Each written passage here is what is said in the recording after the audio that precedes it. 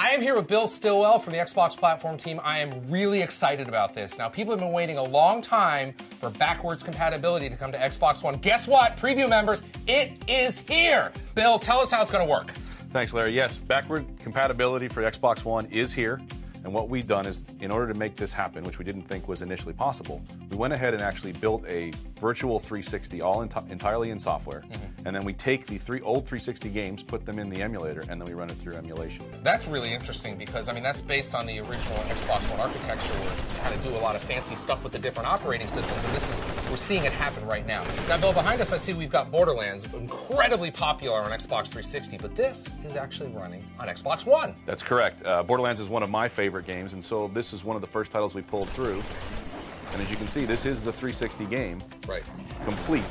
And all we did was put it through the emulation program, and now I'm playing it here on my Xbox One. And you have access to all your Xbox 360 friends, the achievements, the dashboard, right? You have everything that's right there. Yeah, there is a full guide that's included with every one of the titles that we release, and you can access that guide to do matchmaking, to do chat, and all the things that you would normally do on your 360. In addition to whatever you have on the Xbox One. And while you're doing that, you could actually snap an app or snap television if you wanted to. Yep, Xbox take a screenshot or Xbox record that will all work. Awesome. And you'll be able to use that as well. All right, Bill, let's talk about achievements.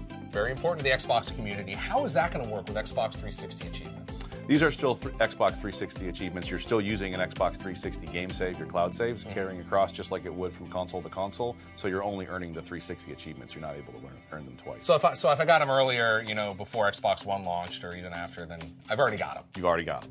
Now, how's it going to work with digital titles that maybe I purchased or the discs that I've got around the house? So for digital titles, we'll just pull those through. So they'll show up in your ready-to-install queue under My Games and Apps, and then you just install them digitally like you would an Xbox One digital title. And for disc games, we actually will now recognize the 360 disc.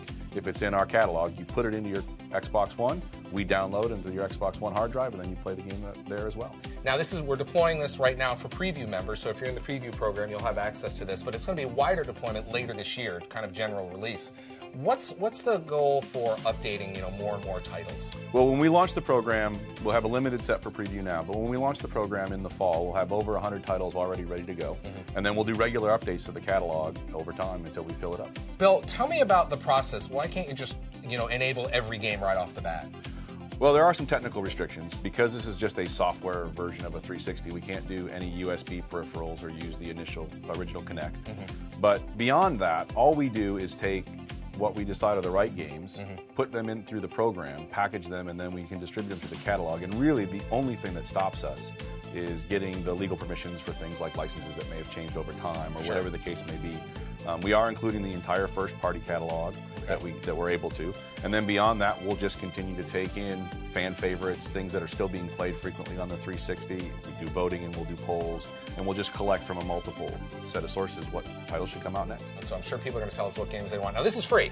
Correct, it is free. There's no charge for this. You're going to be able to, using the games you already have on Xbox 360, once you guys work and run them through the emulator, I'll be able to download them and away I go. Yep, absolutely. Fantastic. Bill Stillwell from the Xbox platform team. Bill, thanks for joining me. Thank you, Larry.